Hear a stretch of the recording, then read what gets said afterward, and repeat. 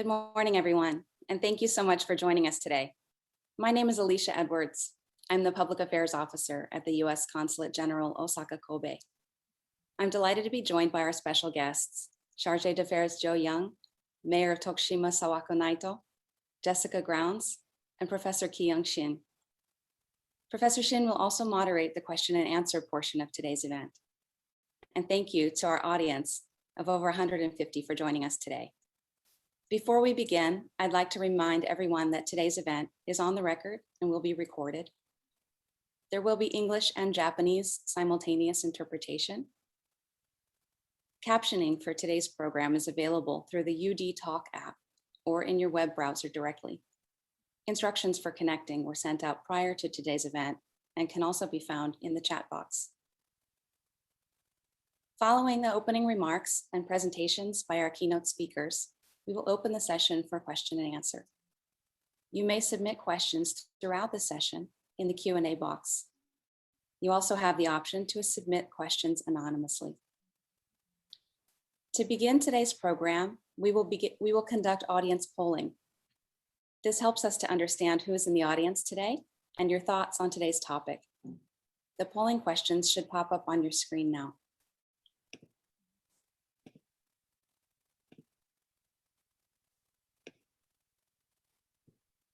Your answers are anonymous, so we encourage you to participate. We'll give you a few moments to answer.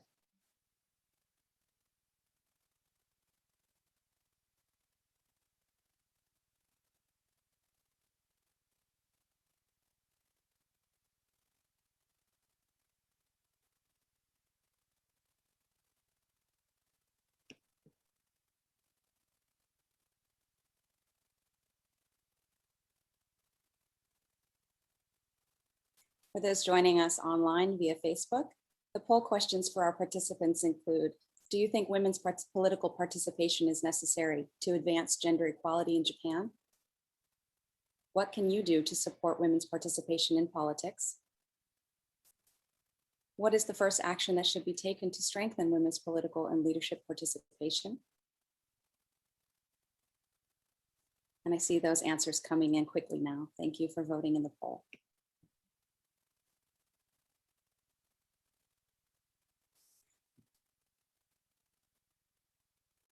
It seems there's universal agreement that women's political participation is necessary to advance gender equality in Japan. I'll end the poll now and share the results.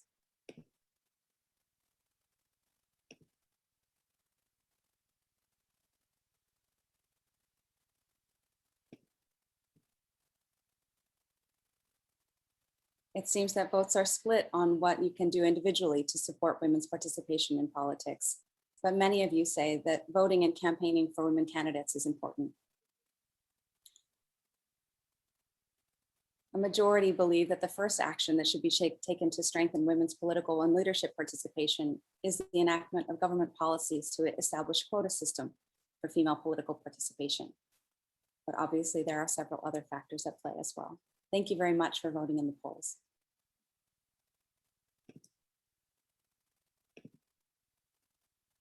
Now I would like to introduce Ms. Carolyn Glassman, who is our Minister Counselor for Public Affairs at the U.S. Embassy in Tokyo. Thank you so much, Alicia, and a warm welcome to all who are here with us today, this last day of Women's History Month, which Americans celebrate in March. Throughout this month, we've taken the time to reflect on the significant contributions of women, contributions that have shaped the history, society, and culture of the United States. At the same time, we also remain focused on both the present and the future, knowing that there is still much work to be done to achieve gender equality. This month, in a speech before the United Nations, our first female Vice President of the United States, Kamala Harris, echoed the words of Eleanor Roosevelt in reminding us that the status of women is the status of democracy. She also pledged that the United States would strive to advance both. In doing so, we know that we have many equally dedicated partners here in Japan, including all of you who are joining us today. We thank you for participating in today's conversation, and we look forward to working together to help women fulfill their potential for everyone's benefit. Thank you so much. I'd now like to turn the mic over to my colleague, Charjay Duffer, Joseph Young. Thanks so much, Carolyn, and good morning, everyone. It's a real pleasure to join you today to discuss women's leadership in the political sphere. The Biden-Harris administration has made gender equality a top priority, so much so that President Biden is insisting we call it the Biden-Harris administration, not just the Biden administration. President Biden also said in January, we could not move forward while leaving half of our country behind. As women comprise 51% of the population in both the United States and Japan, it would not be an exaggeration to ask what progress can be made if we do not promote the needs of this important majority. Secretary Blinken was in Tokyo just 2 weeks ago to reiterate this message in his discussions with business leaders and emerging journalists. He also hosted a separate roundtable with 5 women entrepreneurs to hear their stories and their thoughts about how governments can better support women business leaders. Today's event is one of many programs the U.S. Embassy and consulates in Japan have built to lend support to the government of Japan's efforts to promote women's empowerment. We're helping young female leaders develop through mentoring and leadership training, as well as bilateral, trilateral, and multilateral exchanges. We're reaching out to inspire the next generation of Japanese leaders by sending American female diplomats and experts into classrooms to share their own experiences. We have professional exchanges, such as the International Visitors Leadership Program, which focus on bolstering women's leadership in STEM-related workplaces and increasing the number of women who hold political office. Then there are events like today's program, in which we seek to elevate the voices of women scientists, political leaders, athletes, and experts from every possible background. I would hasten to add that our efforts are not solely external. I'm pleased to share that we similarly are focused on increasing diversity and inclusion within our own embassy and consulate mission. Our Federal Women's Program Committee hosts programs to support professional and personal development, including coping during the pandemic. And this past August, we established a gender working group spanning multiple agencies within the US government. Meanwhile, our Council on Diversity and Inclusion, launched just this last October, has prioritized initiatives that increase the number of women and minority groups that are currently underrepresented in our workforce. Before I invite our panelists to share with us their experiences supporting and encouraging women to run for political office, it's my honor to first award Mayor Sawako Naito of Tokushima with a special recognition. As most of you know, Mayor Naito won her first election in April 2020, becoming the youngest female mayor in Japan. Upon learning of her background and the many obstacles she overcame during her leadership journey, we nominated her for the U.S. Secretary of State's 2021 International Women of Courage Award.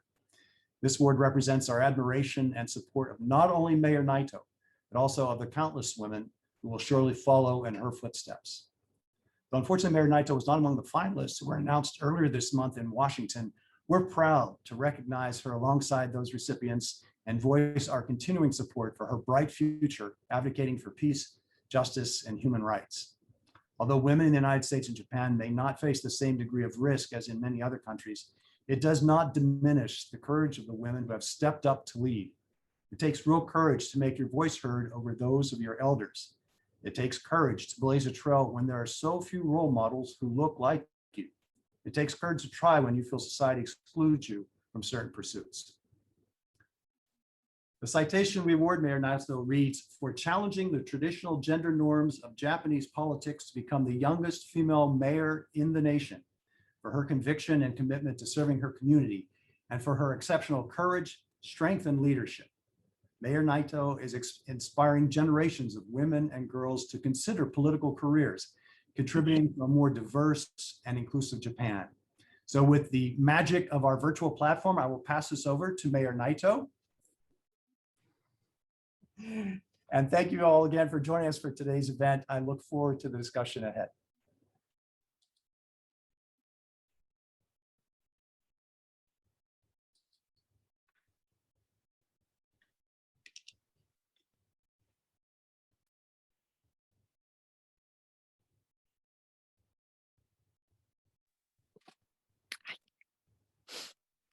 Thank you very much. I have just received my certificate or award, and I'm really honored to be receiving this.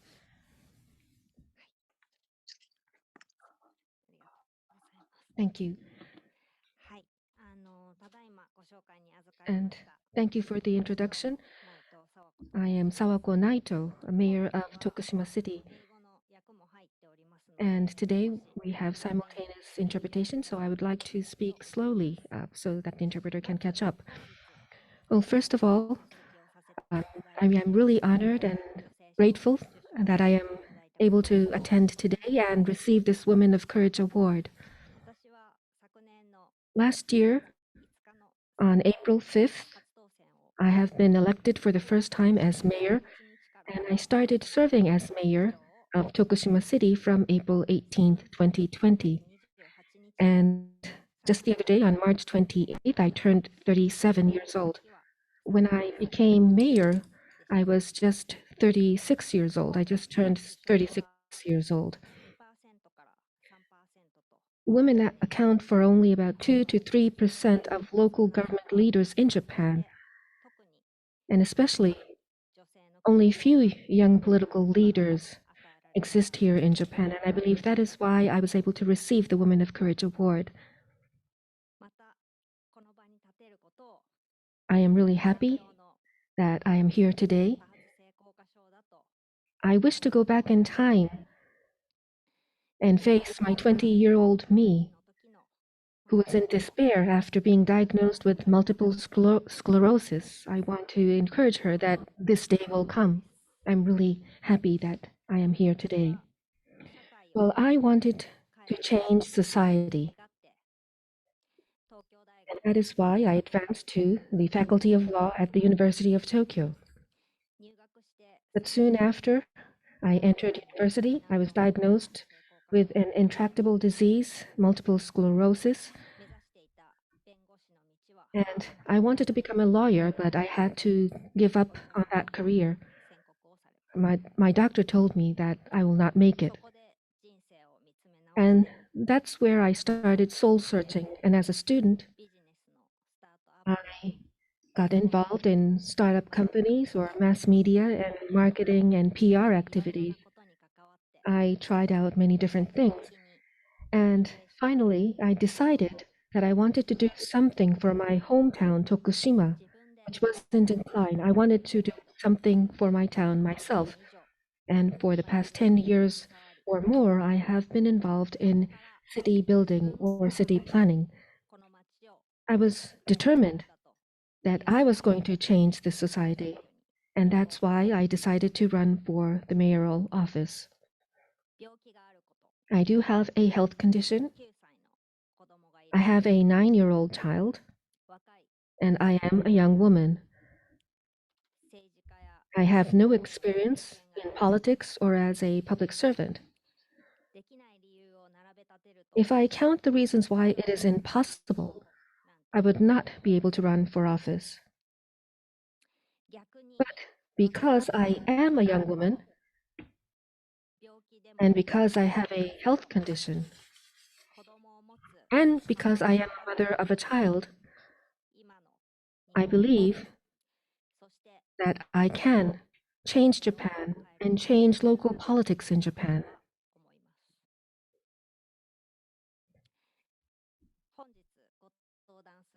Today we have Dr. Shin Kiyoung with us, but I met her this February through an online event organized by the Academy for Gender Parity. I was able to speak to her online during this event.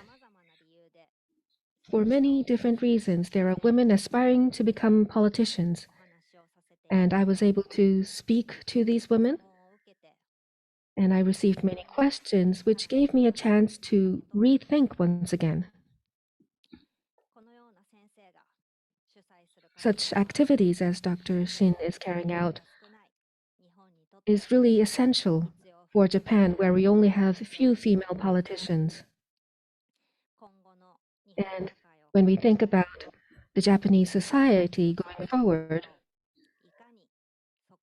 I believe that we really need to consider how we can increase the number of female politicians here in Japan.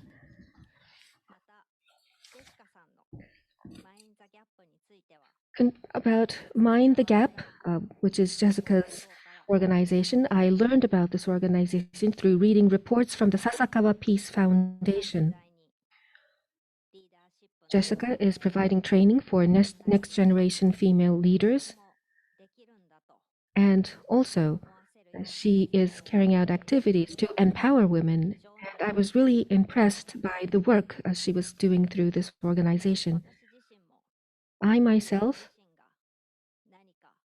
became confident about myself that I can change society.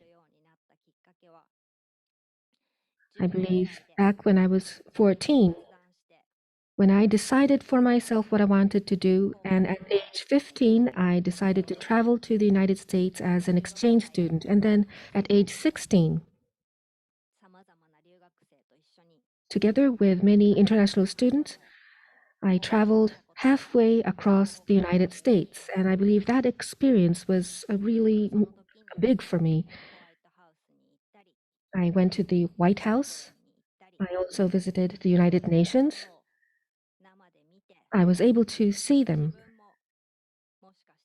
in real life, and I thought that maybe one day I will be able to come here.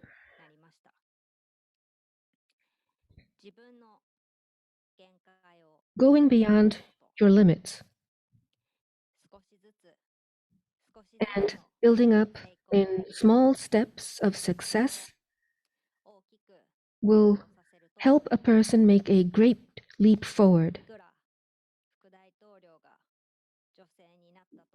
Now the United States has a female vice president, and the United States is much better off than Japan, but still, even in the United States, women are struggling, and still the number of female politicians need to be increased. And so Jessica's activities are really great, and I believe Japan should consider learning from these examples. And I am just hoping that we can have similar programs and many more programs like this. I myself have no experience in taking part in programs for aspiring female politicians, but I have often hoped and I have felt the necessity of having networks for female politicians as well as aspiring politicians. I believe that having networks like that is very important. And that is because female politicians face distinctive problems because we are women. For example, during election campaigns, there were many difficulties that we faced as a woman, and I am often asked about what would those problems be. For example, we might be harassed online, and male candidates may not experience female voters making advances towards them or making a pass on them. But in my case, people would say, "Oh, you're cute," or "Let's meet sometime," or "Hey, you look fabulous. When will you be at your office?" We may receive such messages, and so some women candidates say that they don't want to use social media because they fear receiving messages like this.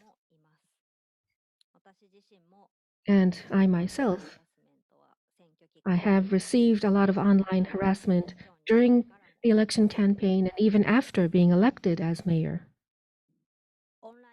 And it's not just online, verbally, and also physically. There are a lot of harassment going around. When I shake hands with voters, some men would want to take their hands to my breast, and some even try to touch my thighs. We can't afford to be hurt every time such things happen. So some women candidates and politicians close the lid on their minds. But I have decided to say clearly what is not acceptable to me, and I will speak through the media. And I'm hoping that my voice would reach many people And that would be the starting point to change the world. And I believe that we need to change the world. I believe so from the bottom of my heart. Now, as a young female mayor, I do understand that the whole society is watching my every move. Some would say, I was expecting you to establish child care support scheme, but you have ended subsidies for establishing new nursery schools. Some voters would be angry about that. But as I try to realign the existing kindergartens and nursery schools, daycare centers, and looking at the status quo of these facilities, the reason why we cannot accept as many children as we want is not because we have as many nurseries, but it's because we don't have enough nursery school teachers. Yes, we can build new nursery schools, and that may lead to new nursery school teachers coming to these facilities. But if they are simply moving from existing ones to new ones, it means that we will not be able to accept more children at facilities, and we will not be able to increase the total number of nursery school teachers within Tokushima City. Yes, it is important to have these facilities, but we need to look at the root problem and the root cause of the problem. Nursery school teachers, elderly caregivers, they have huge responsibilities, but their job is not well paid. And therefore, these jobs are becoming something that young people want to avoid. We need to look at the data and evidence and provide explanation about what is actually happening. Just because I am a young woman, and people might expect that I will focus on childcare, and people might expect that I will increase the number of nursery schools. No, I have to look at the actual problem. Building new schools is not enough. I have to really tackle the root cause of the problem.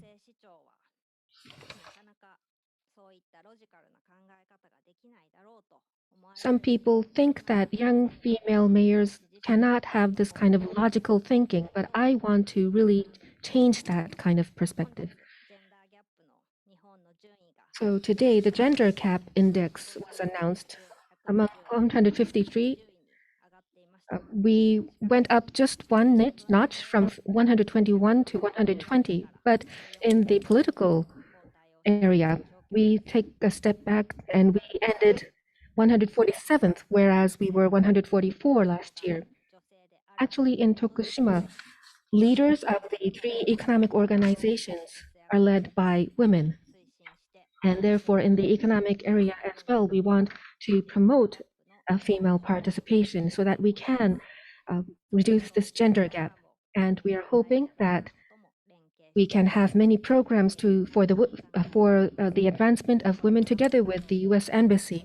And therefore, I do hope that we can have your cooperation and support. Thank you very much for your kind attention. Mayor Naito, thank you so much for your candor, for sharing with us your experience, and for lending what is a very unique perspective and voice to this conversation. Thank you. Next, it is my pleasure to introduce Ms. Jessica Grounds.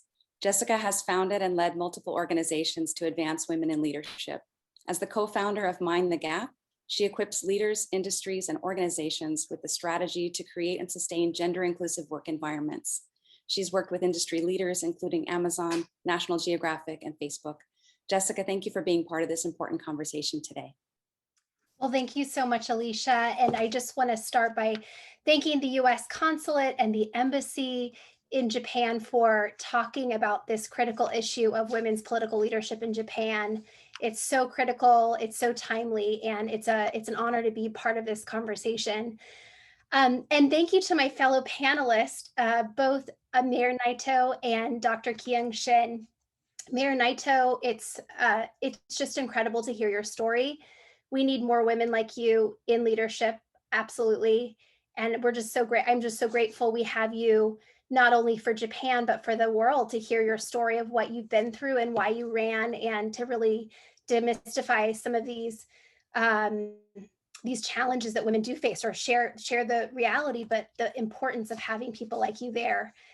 And I want to just share with everyone that Dr. Shin and her dear colleague, Dr. Amari Mayura, were gracious enough to invite myself and my business partner, Kristen Haffert, to Japan. We were in Tokyo 3 years ago as a part of a wonderful effort with the Academy for Gender Parity.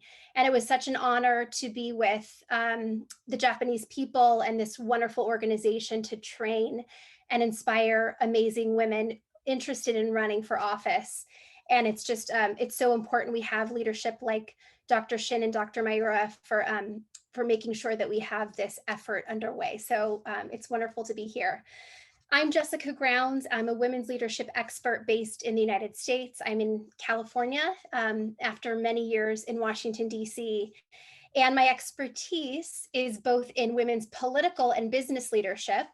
And I appreciate that Mayor Naito mentioned women's economic empowerment in the business sector, because we really do see that you have to, in many ways, have women in both economic and political leadership roles to support one another, but also to see the power in those two sectors.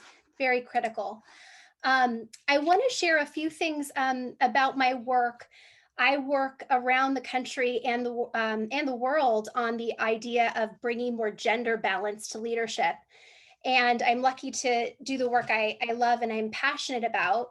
Early in my career, I worked for many years in Washington to inspire young women to run for elected office. I co-founded an organization called Running Start. I'm sure Professor Shin will ask about that during the session, but we worked to inspire high school and college women to run for office. And so I really had this fortune of working around the US and around the world on these challenges, because the reality of where we are is still today, women are underrepresented at every level, at every sector, politics, business, civil society, and in really all over the world. This is a common problem we have. And I really take it very seriously, because I think it's a major threat to our ability to tackle the biggest challenges that we have in front of us. As I think we can attest to with the pandemic and others, not being prepared when we're not using the best talent we have in our world, which is our people, and many women who aren't at the table making these important decisions. So I appreciate that. And I appreciate so much the comments that we have earlier about the importance of the Biden-Harris administration here in the United States, focusing on inclusion, focusing on equity. And I'd be remiss to not mention that we are dealing with some terrible tragedies around Asian Americans being attacked, threatened, killed in the United States. And our country is taking this very seriously, because we have a lot of way to go. And many of these people who have been attacked here in the United States are women. So in my work over the past 2 decades, I have seen a number of key elements that really help us better understand why we have so few women in leadership roles, and also what we can do to make progress around this challenge, because we don't want to just talk about the barriers. We want to talk about what can we do, what are solutions. And one thing I want to be really clear about that I think is important for everyone to hear is that we need to continue to have effective arguments about why it matters that we have more women in leadership. And so I want to share a few, because I think different audiences and different people hear or respond differently to different arguments or different facts. One is that we know women bring better policy outcomes when they're together with men making decisions. We have great evidence that solutions are more comprehensive. Women bring consensus building, and we're often addressing areas that would be missed if they weren't at the table. And so that's a really powerful argument as to why. Another argument I think is particularly powerful is that we know in research and in practice that when there are a lot of similar people, we tend to have groupthink, where there's, oh yes, I agree, we have different experiences, and so we affirm each other. The challenge with that is we are missing things that may need to be bring up that aren't addressed. We have more blind spots. And so this idea of bringing men and women to the decision-making table in politics is critical to not have as many of these blind spots to tackle these issues that we're wanting to face. Another issue, and I think that Mayor Naito kind of references this in part with her own lens about where she saw challenges within the childcare situation, but women bring their own experience and their own analysis to that work. And so let me give you an example here in California. In California, we have obviously 50 states in the United States. We passed the first legislation in the US that requires women to be on the boards of companies. Before that, it was not any requirement that you had that. And what we have seen is this great impact where companies are thinking about diversity and bringing more women into these leadership roles. Well, it was women policymakers who saw this big challenge where business wasn't seeing the introduction of women in these top leadership roles. And this legislation passed to really make an impact. And we're seeing the ripple effect in companies. And what's even more important is that companies are thriving that have more women at the table in business. And so I think, again, we see these issues, of course, the pay gap, leave, helping support families, moms and dads when they leave for their, when they have children from their work. Violence against women issues are addressed differently from the perspective of women, and they need to be together. They need to be at the table with men making these decisions at the policymaking table. And I think the last thing I'd say is on this piece is the whole of society will be supported. This is not just about women. This is about all of society, bringing more balance and bringing more kind of reducing inequity is really about creating better, more stable countries. So the next thing I wanted to share was another theme that I think is really critical. And I saw this when I was in Japan. We had an early meeting with journalists from all over the country that were speaking and writing about the lack of women in leadership in Japan. And I remember that they were very challenged at the time because they felt that there were not enough viewers and readers to listen to kind of their stories about the lack of women in leadership, particularly in politics. There weren't a lot of people paying attention. And I was really happy to hear from Professor Shin when we connected a couple of last week in preparation for this event, that has really started to change in Japan. There needs to be an undercurrent of the culture and the news talking about the problems, talking about the lack of women in leadership. That's how the culture starts changing. We had that happen in the United States. We've been fighting for challenges around women's leadership for many, many years, decades, and centuries. However, I would suggest that Hillary Clinton running for president the first time in 2008 really shaped a new landscape of discussion in the press in the US, in the research, in the numbers. And that is critical, an undercurrent of support to really understand what the dynamics are, what are the barriers, what are the stories that are happening. So I'm so happy to hear that's happening in Japan. I also want to share a couple of pieces around how I frame some of the barriers we see to women's leadership, because the barriers help us to unveil some solutions.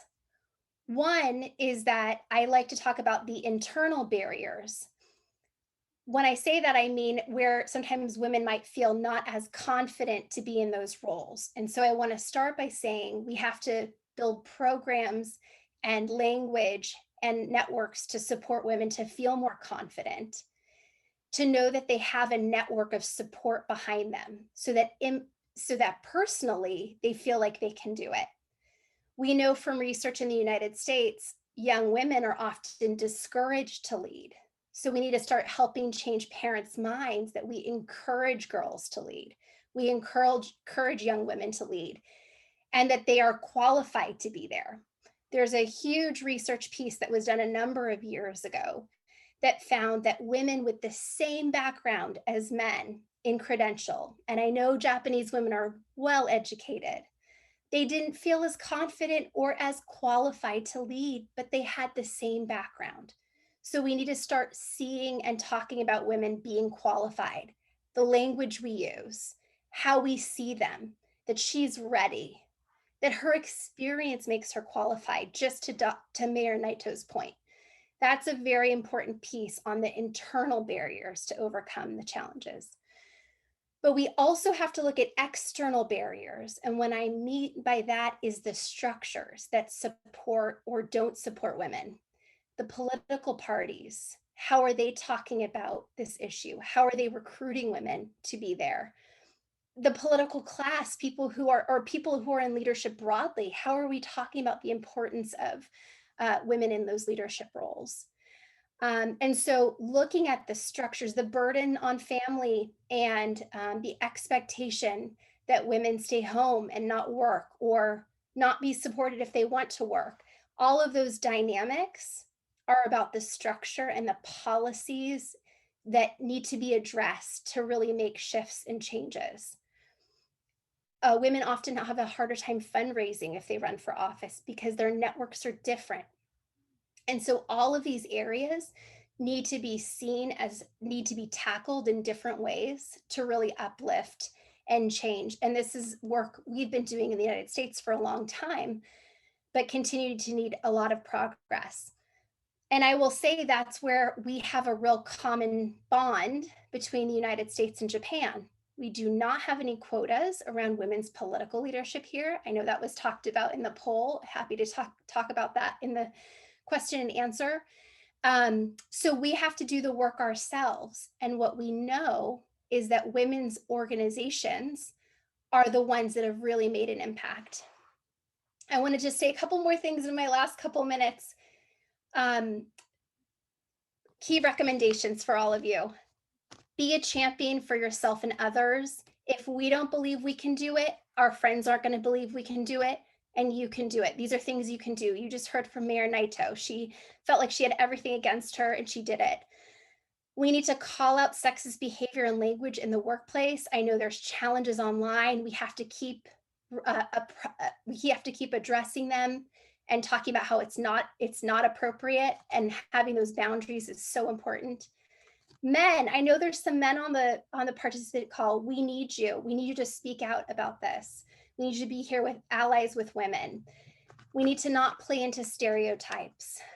And we need to support organizations like the Academy for Gender Parity so they can scale to the work that they need to be at to change the lives of women and to support them in these efforts. And so my last piece that I would say is leadership can be very lonely. It can feel like you're the only one out there. So you have to find people around you that support you and believe in you. It only takes one, and she or he will help you find more. And I think you can all do it and be there. So if you want to be a leader, you can find those allies and supporters. And if you don't want to be a leader yourself, please be there to support others in their leadership pursuits in politics. I thank you so much for listening, and I look forward to the Q&A discussion. Thank you so much, Jessica. Your perspectives are so valuable, and I love how you tied together some of the similarities that you see between the US and Japan. And since you gave that wonderful segue into talking about the Academy for Gender Parity, I'm really pleased to introduce Professor Shin, who is a professor in the Graduate School of Humanities and Sciences at the Institute for Gender Studies at Ochanomizu University. She has a PhD in political science from the United States. Her research interests include women's political representation, comparative women's movements, the Me Too movement, and gender policies in East Asia. In 2018, she co-founded the Academy for Gender Parity for Women's Political Leadership Education. Over to you, Dr. Shin. Thank you. 皆さん、おはようございます。 So good morning, ladies and gentlemen. Good evening, good afternoon to those in the US and probably different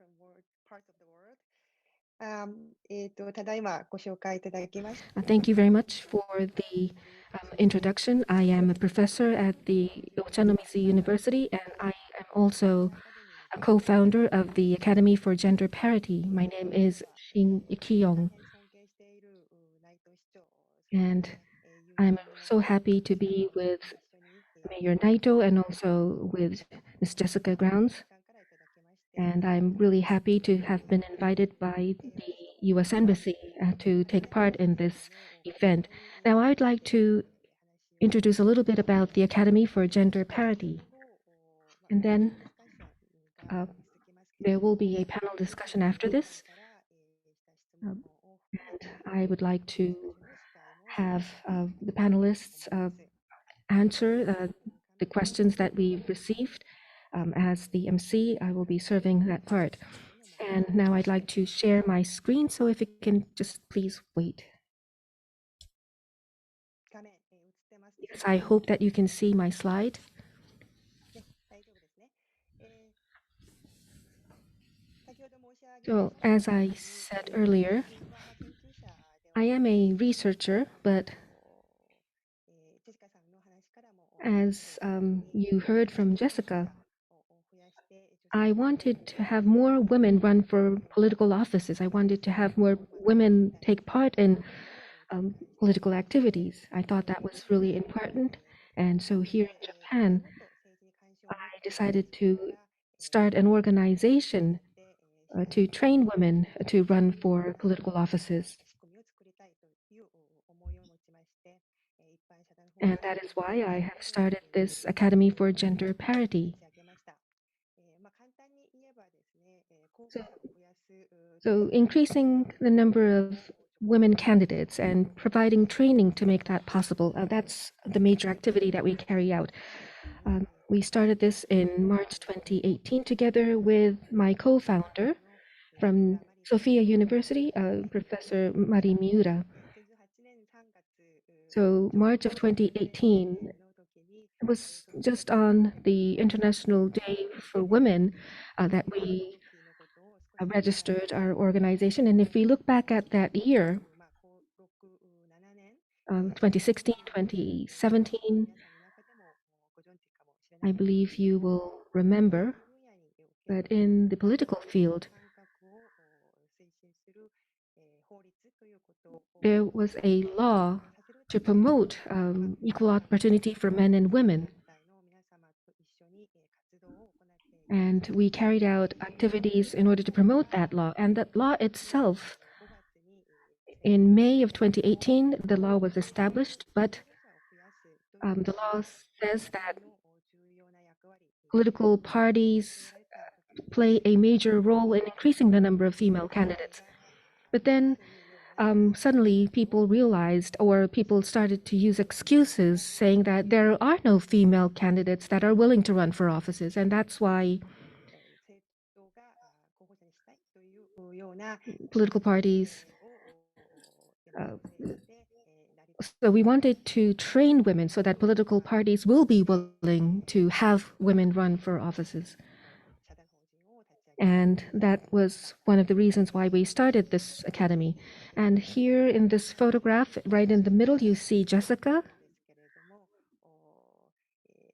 まあパリテアカデミーのモデルという So the model for our academy, when we thought about our benchmarks, これ大学も 16 institutions, including universities, that are focusing on training women leadership. 2017年16カ所を So we went to 16 of those institutions in 2017 to learn a lot of things, and フィットして we looked at what would fit the needs here in Japan, それから日本版 and then we created this training organization for female politicians here in Japan.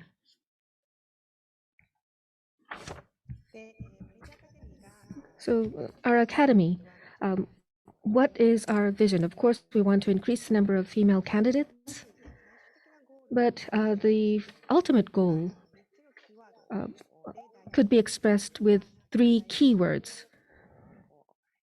So we wanted to create a world with these three keywords in mind. One is inclusion. As we heard from Mayor Naito, in Japan, especially in the political field, men are at the center, and that has been the status quo for a very long time. Women, young people, and other minorities find it very difficult to make entry into the political world. So we wanted to have a more inclusive world where nobody will be excluded from taking part. We need to have diverse participants in the political field, so the most important keyword would be inclusion. The next one, when we think about inclusion, we need to make sure that we do understand that we come from different backgrounds, we have different abilities, we have different ways of thinking. So we need to accept and respect our differences and believe that that difference is a resource to make the society a better place. So a better society, what is or what do we mean by a better society? We need to continue to think that. And that is a world where justice is pursued. So inclusion, respect, and justice. A world which realizes these three things is what we want to pursue through our academy activities in increasing the number of female politicians. So toward this goal, what kind of activities do we actually carry out? We have many different programs. The first one, and the most important one, would be political leadership training for young women.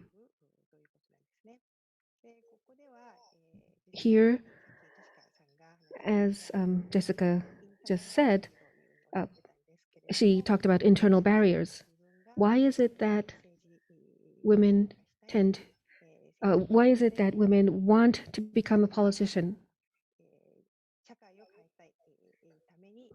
Women want to change the world. What can they do? So thinking about the motivation of becoming a politician and also making sure that women feel confident that they can do that. So we have programs to empower women and encourage women. It's really a hands-on kind of training where we teach people how to communicate using social media, video, and other media. And Mayor Naito talked about this, but we have opportunities where we bring in female politicians to hold lectures. And we have a 3-day training camp where participants gather together over 3 days and go through teamwork and actually carrying out an election campaign. And this year, because of COVID,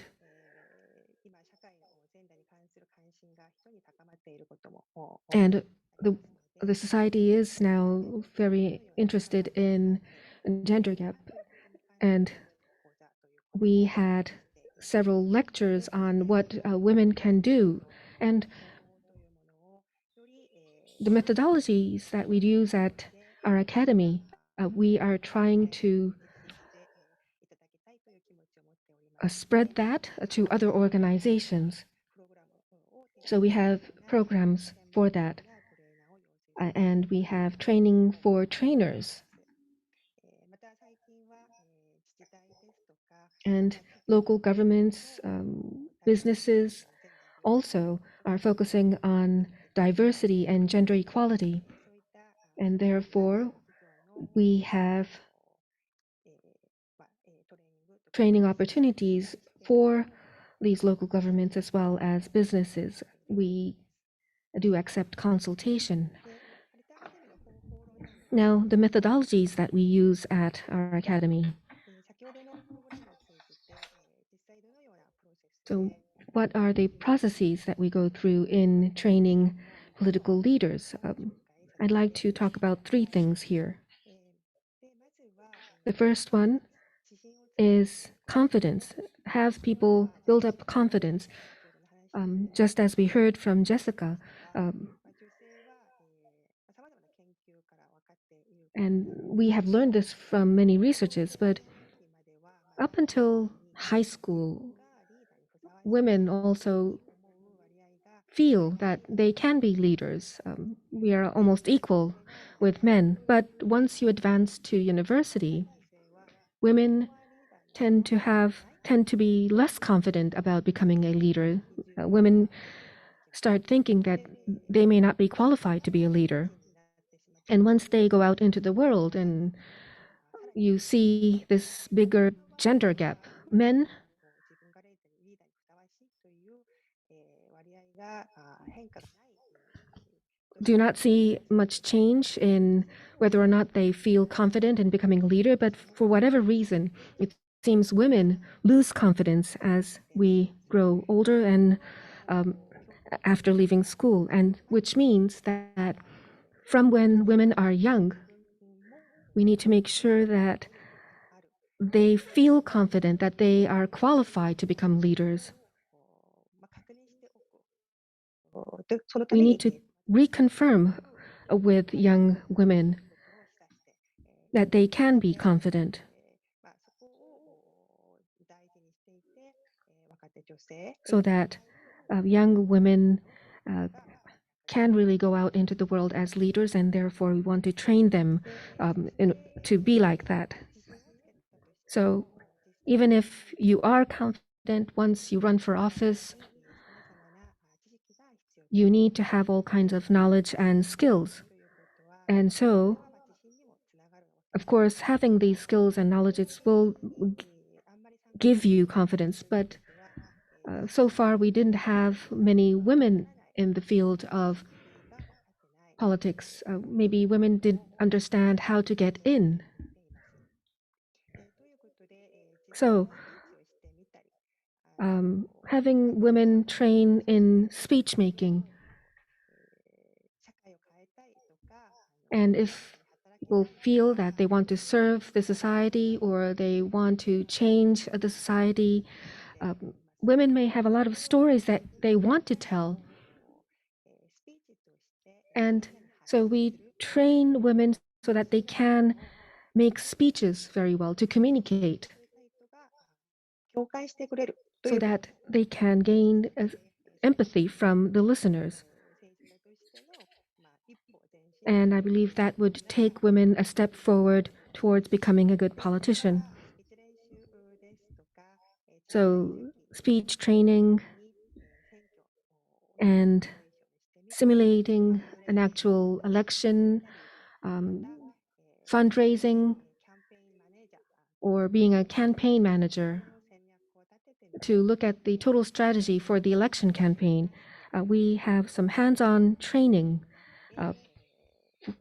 designed in our academy. 方法論としてあります。で、3番目なん And で the third one, これも先ほどナイト市長や once again, we have heard from Jessica as well as Mayor Naito, but というものは、まあ、もちろんそうなんですけ well, ども elections and also politics are not just handled by one politician or one candidate. You need to have a team of people supporting you, especially in an election campaign. Having human resources is important. まあすぐ政治家になりたいという女性の方も There are women who say that they want to become a politician, but を there are other people who want to support female politicians, or they want to find a candidate that they can support. だけれども Maybe they are unsure now, but まあ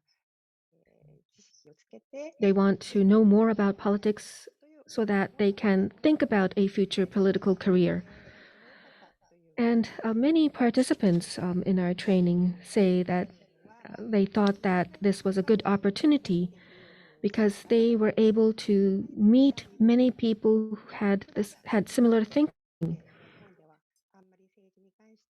Because on a daily basis, we don't have much opportunity to talk about politics, but by coming to the Academy for Gender Parity, women were able to feel that they have colleagues that they can support. And by seeing the many people who had similar thinking, they were encouraged, especially young people.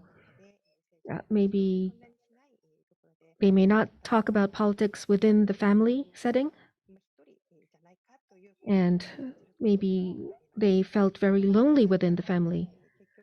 There's a lot of gender problems which may have links to political issues. But now, by taking part in this training, they see that there are many people who felt the same way. They may see possible female candidates and maybe can support that person. You may not feel confident enough to do it alone, but you have colleagues that can work together with you. So the 3 C's, confidence, capacity, and community, these are the methodologies that we use in training women politicians or to be politicians. And so the results so far,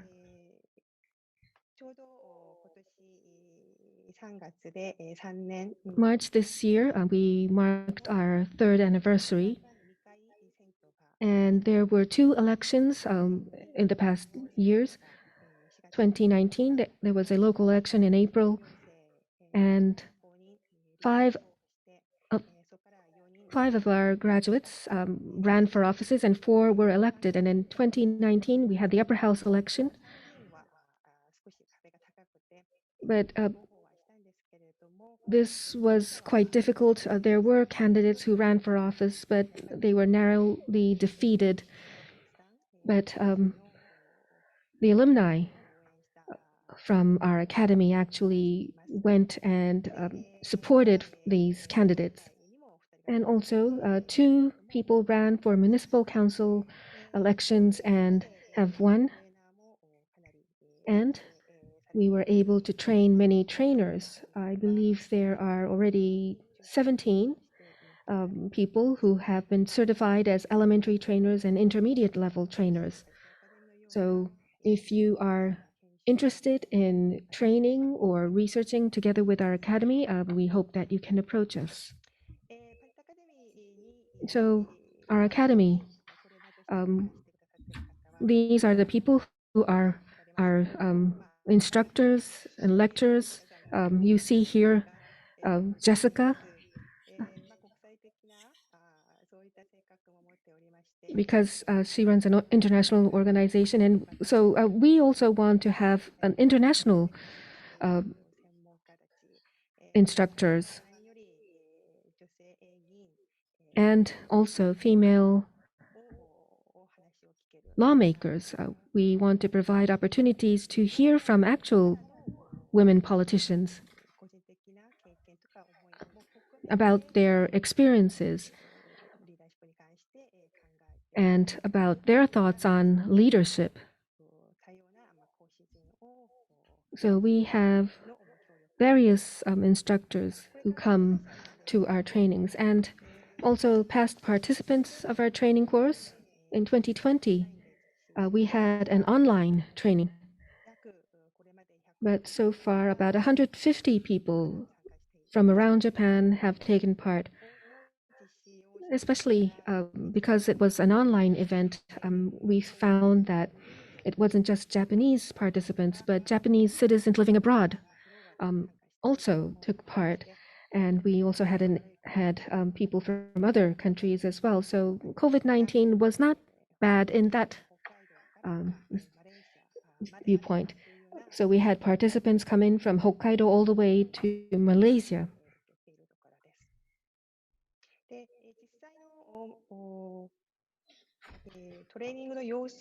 Now, I would like to show you an actual training. And it's a very short 2-minute long video, but I would like to show you some scenes from our training camp. And this was from 2019. This was before COVID. And this was held in Tokyo. It was a 3-day camp.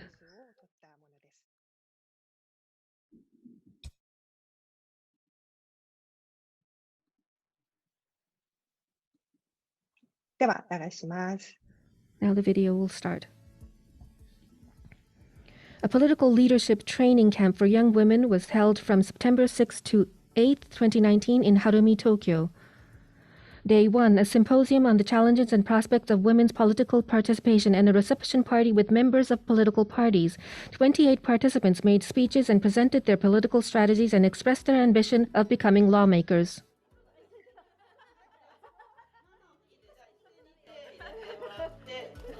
Participants discussed their motivation in taking part in politics, why it is worth the challenge, and what hurdles lie ahead. They formed teams and compiled election campaigns. They even made posters for candidates. This is an election campaign presentation. We have a lot of women among the audience today, so let's take up sex crimes education and support. From outside to the inside and then toward the future, I wish to make Joetsu City a better and vibrant place.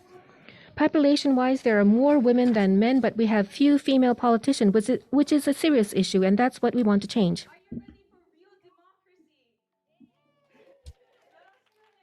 Thank you for your support.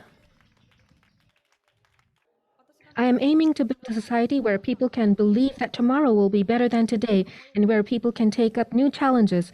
Mothers raising children, young people who want to do all kinds of things. I want to make sure that their voices are heard. That's the kind of politics I want to realize. If any of the participants are going to run for office someday, somewhere, I want to go out and cheer for them wherever they are. And when I decide to do something, I believe I can rely on them to support me. We now have a network of supporting each other. Everyone received a training completion certificate. All participants gathered for a group photo. Let's change politics with the power of women.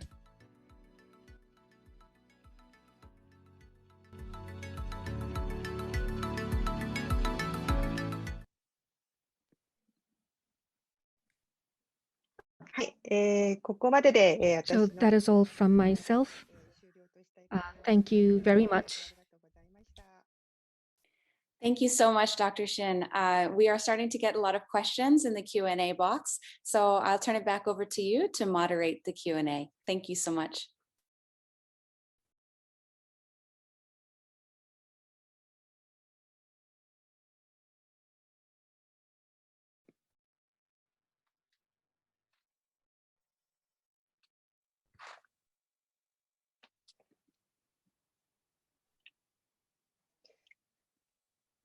So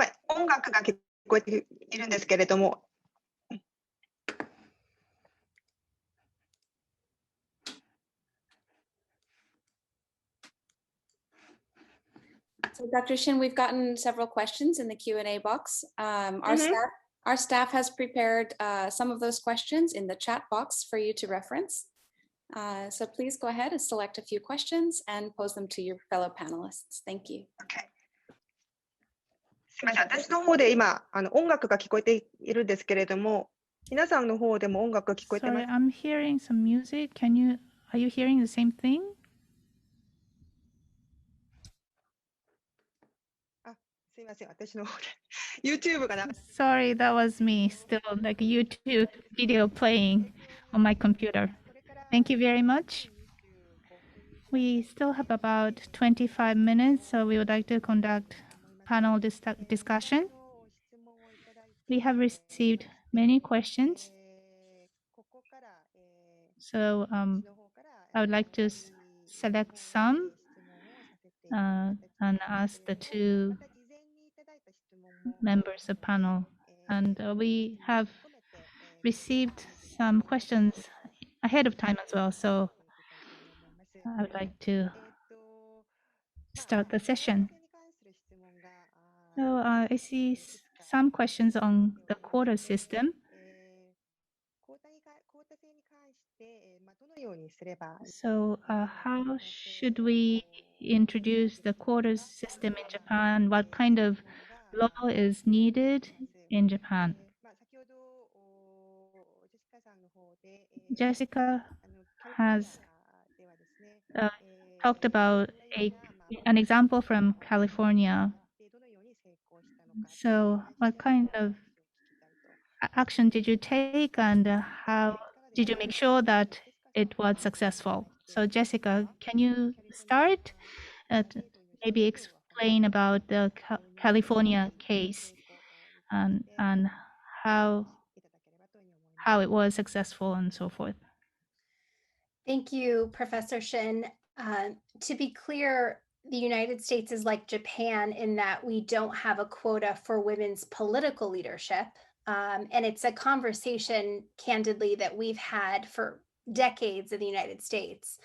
I think culturally we're similar in that we're very focused on meritocracy and very focused on, not giving somebody a place because they're that person, affirmative action, if you will. But what we've seen in the world is that the countries that have the most women in leadership have quotas by and large. There is a few exceptions. So we know that they work. In the case of California, it was 3 years ago that the legislature in the state of California passed a law that mandates women on publicly traded corporate boards.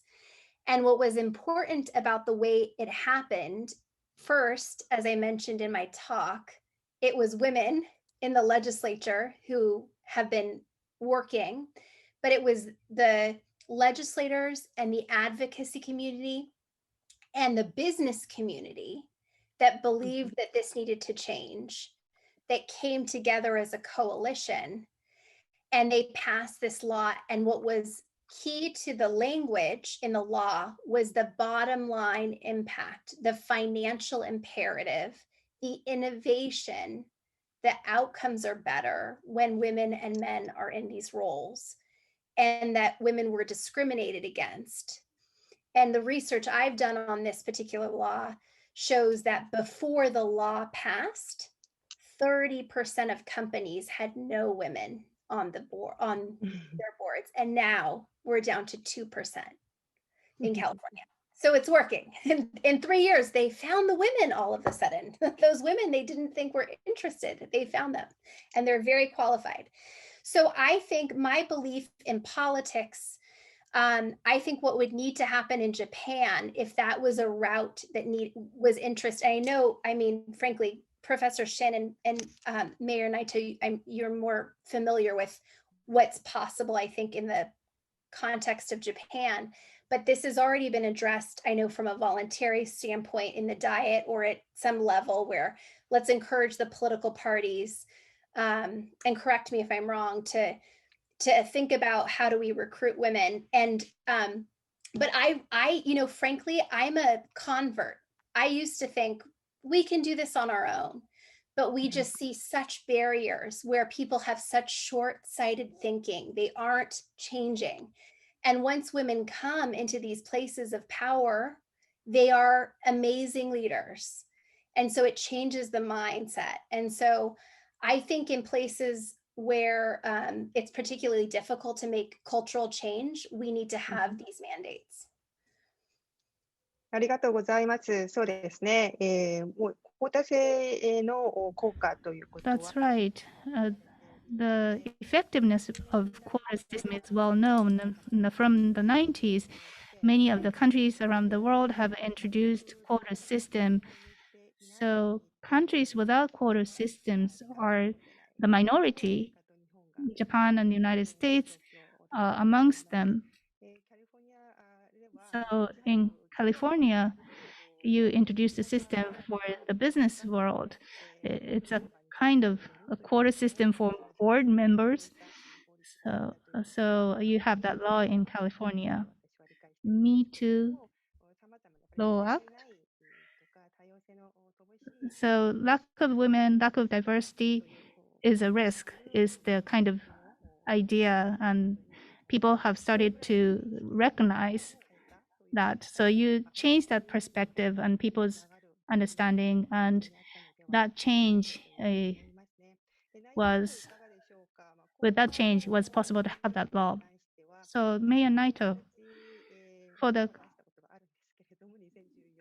in 2014, I think I published a book on quota system, but I was told that my book would not sell because people are not familiar with the concept. The LDP in 2018, until 2018, they were against the idea of quota system. So recently, the LDP is not opposed to the quota system per se, and you won the seat of the mayor. So what do you think about the possibility of introducing quota system in Japan?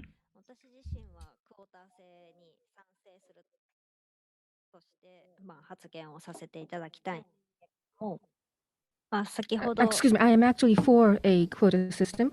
And as Jessica has just said, among the decision makers, we need to have women, not just women, but minority, people from minority groups.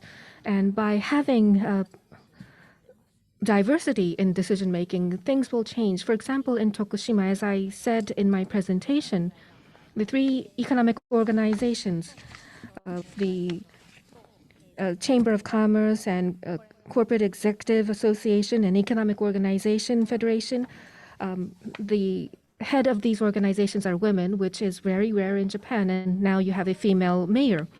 So this atmosphere will change a lot of things. And well, Tokushima area is called the Awa region, and Awa women are known as good working women, and there are many business managers among women. So the ratio is high, and yes, executives also, the ratio is #1 in Japan. So I think Tokushima needs to communicate that throughout the nation so that things will really show that we have female participants in politics and in business management. And so that we can gain more understanding toward the quota system and also for affirmative action. Thank you very much. Yes, indeed. Tokushima City, the image of Tokushima City. Well, actually, I never thought that you were so advanced, but as I met you, I was able to understand about the situation in your city. And I believe that learning about that is very important. And you always say that you want to change the whole of Japan, starting from the regional area or rural areas. And I think we do have a good model there in Tokushima. But still, we have a lot of questions asking about yes, women's participation is important. We understand that, but still there seems to be a lot of objections, maybe not verbally, but people who find it difficult to accept. They may not be against it, but they feel rather reluctant in accepting. And today we have more female participants among the audience, but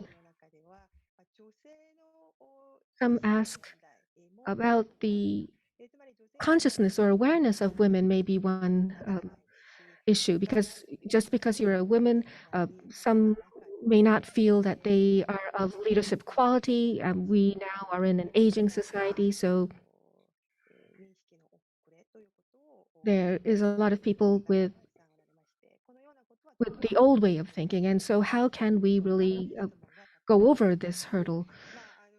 That's another question that is being posed. Well, we are often saying that Japanese women don't want to be in a leadership position. Is that really true? And if it is true, how can we overcome this issue? How can we change this situation? Starting with Mayor Naito, can I ask you for an answer? I don't think that women don't want to be a leader. As it has been mentioned, up until high school, men and boys and girls are the same. Women, girls serve on the students' council. But as they get older, once they start working, they look at like elder people working, their seniors working, and they think they work so hard. How can I get married, raise children, working in that kind of style? And they become more hesitant. Sorry to give another example from Tokushima. We made an agreement with a company called Surplus the other day, and we provide the so-called gender-free training. And we introduced the idea to our city office as well. The managers, the decision makers, are oftentimes men in their 50s and 60s, so they tend to think similarly. So I wanted them to understand how they would feel if they went to work for a company where 80% of employees are women, so that they get to experience how women think and how they should be behaving or conducting, so that we can create a better environment in which women also can become leaders. So I want to create more places, environment to give people opportunity to think about this gender issue, whether it be in political sphere or in other fields as well. So we need to change the social structure so that women can feel that they also can become a leader. It's not that women don't want to become a leader, as Jessica said. It's the social structure that tackling with. Both men and women should be thinking about this issue together. Thank you. I think you are exactly right. It's only that they don't have the experience. They've never experienced an organization where the majority is women and they don't have role models. It's hard for women to imagine. So they need to make it happen, things that they have never experienced before. But such barriers form people's perceptions. So there's a lot of background, the working style, organization, culture. So it's important to reuse our imagination. Jessica, would you like to add your comments? I'd start by saying that culture change is so hard and it can feel overwhelming, right? And the way that we deal with that is to be, I think, strategic and focused, which I think Mayor Naito's giving some good examples of that. So for us individually, I think we can control our own behavior. So how we talk and support women, whether we're a man or a woman ourselves, is a huge part of that. I think I read a comment about sometimes peer women can even be detrimental or not supportive, that idea that other women aren't. The reason that I think history is power, and the reason that exists is because oftentimes there was only one place for one woman in a lot of places. Or maybe that one woman felt like, I did this on my own, I don't need extra help. We have to change that thinking, and we have to realize by helping her, we're helping everyone, right? And at least I think starting really young to train women that we need to help and support one another as we move up. So again, I would start by saying where we can have power is our own actions, our own awareness, our own knowledge, and recognize in our company, what are the numbers? How many women are in leadership or are in the company? what's being missed by them not being there? What's being missed by women not being in those political roles? So then we can be tactical about where we want to spend our energy. And a great start, which was in the poll, is to find a woman who's running for office, or ask a woman, you know, hey, have you thought about this? I can't believe the statistic you shared, Mayor. 2 to 3% of local level are women in Japan. That's so low. And in fact, we usually see in other countries that's the highest percentage, because it's your community. Women should be leading their communities. You know, we do that well. So I think it feels overwhelming right now, but what I would encourage is to really, let's support Mayor Shin. Support Mayor Naito. Support Professor Shin's organization. That's a place to start. Giving some money, giving your ideas of encouraging women to sign up to be a part of that. So I just want to go back to that piece that I think it feels so overwhelming that there's places to start. We should also be talking about this in the press, you know, again, encouraging stories, sharing it on wonderful on Twitter following and on Facebook. Share your information with people. This is important to me. So I think it starts with those small pieces to make some really great waves. And I would say in the United States, it really wasn't until 2008 and Hillary running that this sort of big cultural shift happened here. And that's really maybe where Japan is now, is that a cultural shift. Me Too, people discussing it, all of the challenges you have in your politics. This is the beginning of change happening. And so I'm here to support all of you as you step into this change. But we need more role models. And the last thing I'll just share is, this is a really important thing. We know that critical mass is very important for change. This isn't a lot of research, I'm sure Professor Shin knows about, where it's 30%. And I think that was in one of the recommendations in the Cabinet Office in Japan's Plan for Gender Equality. That 30% threshold, we see that in the US also, where you really see our contributions being seen when we have a number of women at the table. ありがとうございます。Thank you very much. And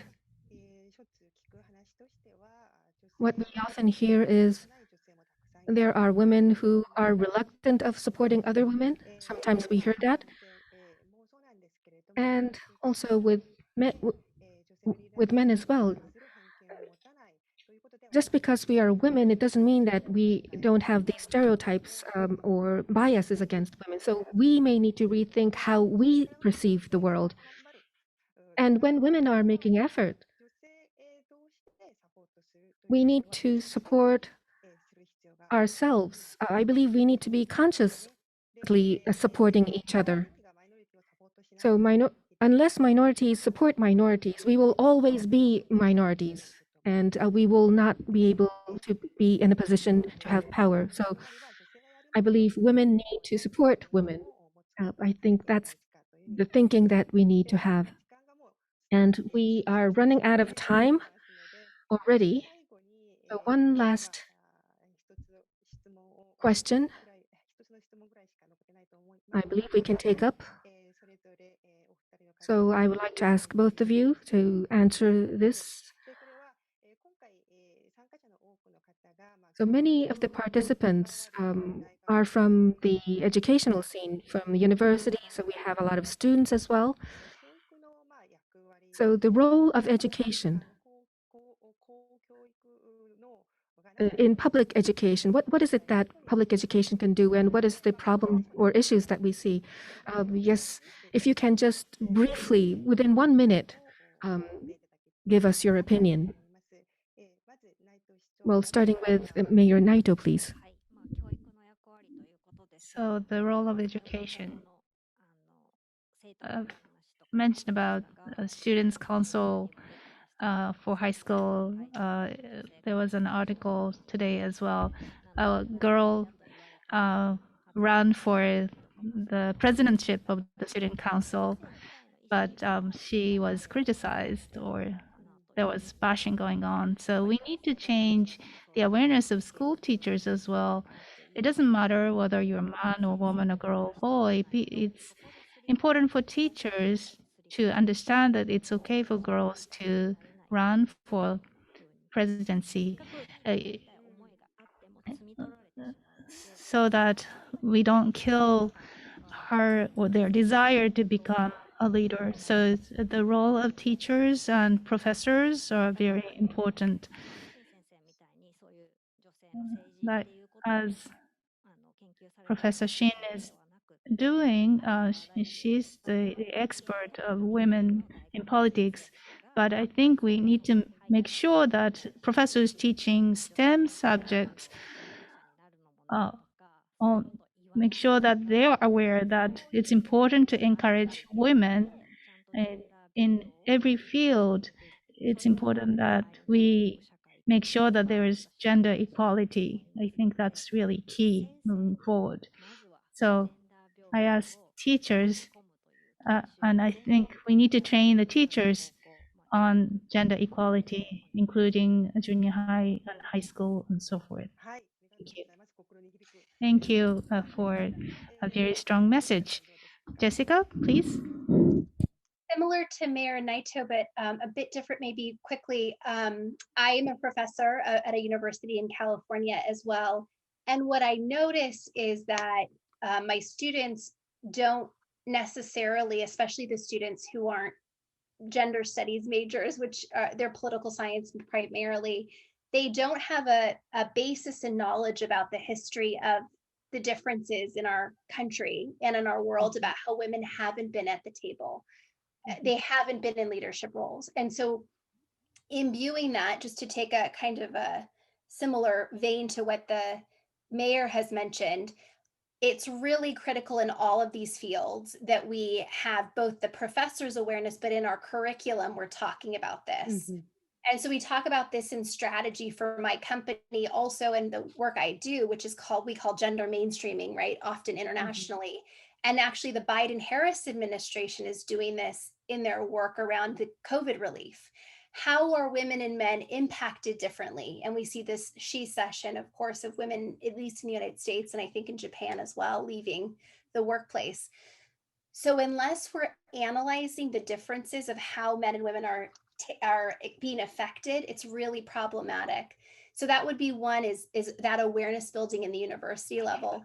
And then I would just say that we need to continue to help elevate the role models so women see themselves, right? They see people who have done it, so they're not the only ones. And that's so important at a young age to see those role models in their books, in their textbooks, and in the classroom.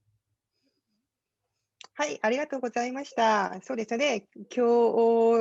Thank you.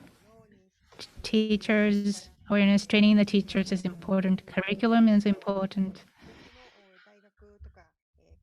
At colleges and high schools, I think they need to try, but they can't be perfect. So we obviously need to get some support from your academy, Jessica, and from similar organization. It's going to be a long-term effort, but I'm sure that our society will change slowly but for surely. Thank you very much for your participation.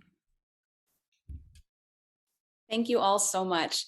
Before we end the program today, I'd like to thank our guests, Mayor Naito, Ms. Grounds, and Professor Shin for joining us today, for sharing your expertise and perspectives with us, and a special thanks to Professor Shin for moderating. We appreciate and thank our simultaneous interpreters and technicians at NHK and our captioners at UD Talk.